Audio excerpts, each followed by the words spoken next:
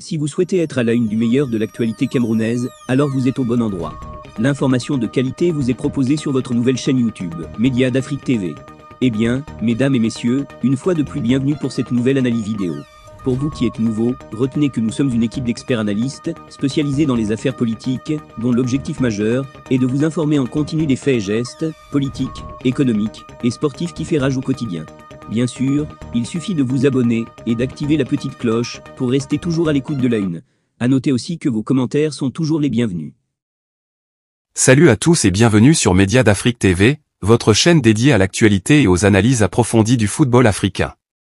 Aujourd'hui, nous allons aborder un sujet brûlant qui agite le paysage footballistique camerounais, le silence apparent du président Paul Biya face au conflit entre la Fédération camerounaise de football, FECAFOOT, et le ministère des Sports, MINSEP.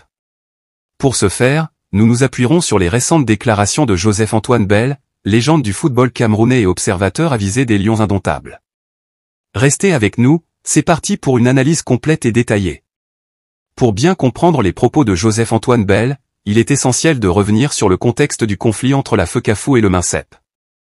Ce bras de fer, qui dure depuis plusieurs semaines, a terni l'image du Cameroun sur la scène internationale.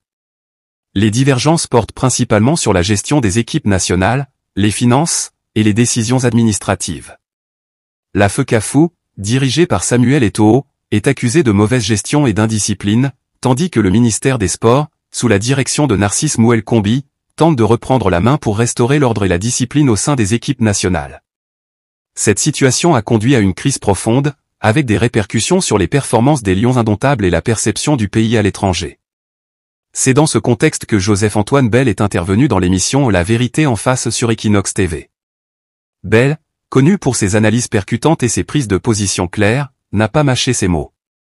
Il a critiqué la FECAFOOT pour sa gestion, tout en expliquant l'indifférence apparente du président Paul Biya. Selon Bell, le silence de Biya n'est pas un signe de négligence, mais plutôt une stratégie délibérée. À plus de 90 ans, Biya aurait un plan bien défini pour résoudre cette crise. Bell a déclaré, quand il reviendra, ce sera pour frapper. Ne vous attendez pas à ce que le chef de l'État se mêle des querelles tous les jours. Il a parlé. Il jugera tranquillement qui écoute, qui sait comprendre, qui ne sait pas comprendre. Bell rappelle que lors de son allocution du 10 février 2024, le président Biya avait attribué les problèmes de l'équipe nationale à l'indiscipline et au manque d'organisation. Il avait précisé que des instructions fermes avaient été données au gouvernement et au ministère des Sports. Fait intéressant, Biya n'avait pas mentionné la FECAFOOT dans son discours, ce qui pourrait indiquer une critique implicite de l'organisation dirigée par Samuel Eto'o. Selon Bell, cette omission n'est pas anodine. Elle montre que Biya attend de voir si ces instructions seront suivies avant d'intervenir de manière décisive. En d'autres termes, le président évalue la situation de manière stratégique, laissant le temps aux responsables de prouver leur capacité à résoudre la crise. Bell estime que Samuel Eto'o, en tant que président de la FECAFOOT, pourrait être la cible des sanctions présidentielles. Selon lui, Biya aurait déjà confié la gestion de la crise au MINSEP lors de son discours à la nation après l'élimination des Lions indomptables en huitième de finale de la CAN 2023. Cette délégation de pouvoir au MINSEP serait une étape dans la stratégie de Biya pour rétablir l'ordre et la discipline au sein du football camerounais. Bell conclut en soulignant que le silence présidentiel n'est donc pas une absence d'action, mais une attente stratégique. Biya observe, évalue, et interviendra au moment opportun pour frapper fort et remettre les choses en ordre.